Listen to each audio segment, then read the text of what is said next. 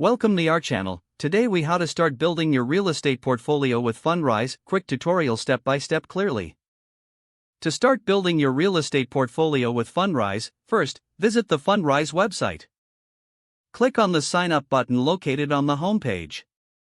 You'll need to provide your email address and create a password. Make sure to review their terms of service and then click Create Account.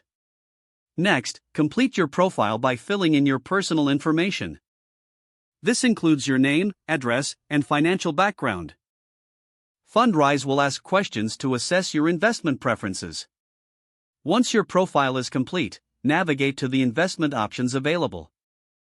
Fundrise typically offers various funds, each with distinct strategies. Choose a fund that aligns with your financial goals and risk tolerance. After selecting a fund, decide on an investment amount. Fundrise usually has a minimum investment requirement.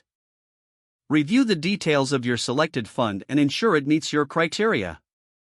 Once satisfied, click Invest to proceed. You will be prompted to link your bank account for the transaction.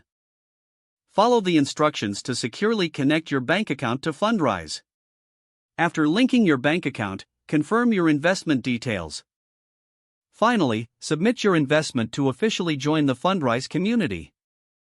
You'll receive a confirmation email once the process is complete. Congratulations, you are now on your way to building your real estate portfolio with Fundrise. Regularly monitor your investments through the Fundrise dashboard. Consider reinvesting dividends. Stay informed about market trends to make educated investment decisions. If the page does not load, refresh the browser or try again in a private or incognito window. Make sure you are using the correct email address, then retype it carefully to avoid small typos. If your password is not accepted, use the reset option and create a new strong password you can remember.